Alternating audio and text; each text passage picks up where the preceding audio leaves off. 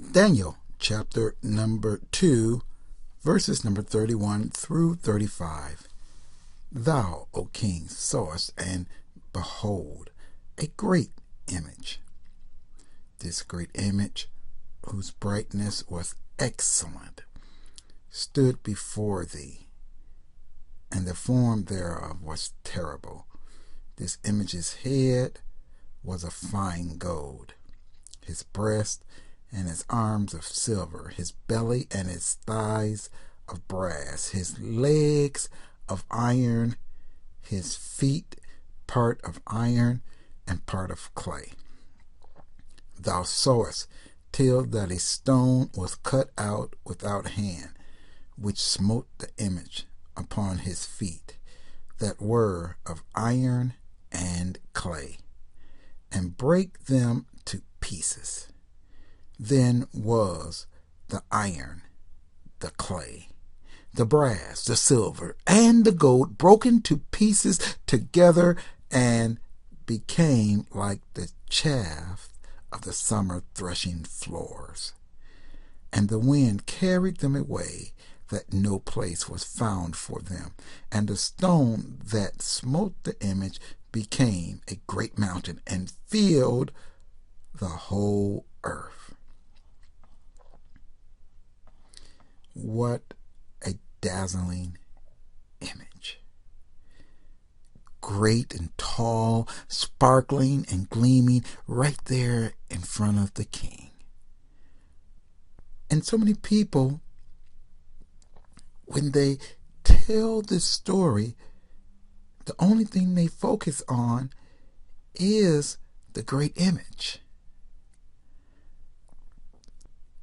But the main character of the story is not the great image. The great image is part of the story.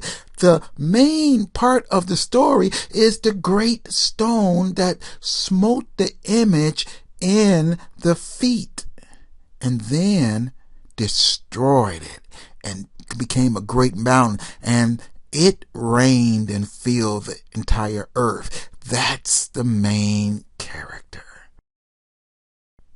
So many times in our life, we have these world governments, these images in our life. But if we hang on to the end, that same stone, the Mashiach, will smite that image in our lives. And if we allow him, he will fill us up, just like he filled the whole world. Let's take a quick look. We have here a little chart, and so many times we think that Pharaoh and Joseph, or Joseph and King Pharaoh's dream were just for those individuals, and they had nothing to do with nobody else. But a lot of times, the stories in the Bible repeat. God gives them so that they can teach us what to expect. Joseph was a young man, and Pharaoh was a world ruler. Daniel was a young man. Nebuchadnezzar was a world ruler.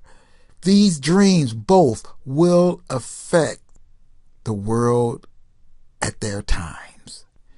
These dreams, interpreted rightly and enacted so, souls were saved. Joseph, the Egyptians, and the children of Israel. Daniel himself, his friends, and the life of the magicians, soothsayers of the Chaldeans. But then we come over to the Apostle John, how his vision was given by the King of Kings. And yes, it will affect the entire world. But all of these are interwoven. They are not all separate. And we are going to discover how Pharaoh's dream, interpreted by Joseph, really gives us much detail on Daniel's last vision.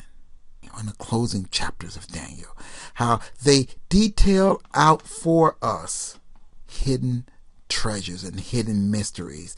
And we know that they in turn detail out for us the book of Revelation as well. So all of these, even Joseph and Pharaoh, are all connected. 7 years of good with 7 years of bad. God, we bless you and we give you glory, we give you honor, and we give you praise.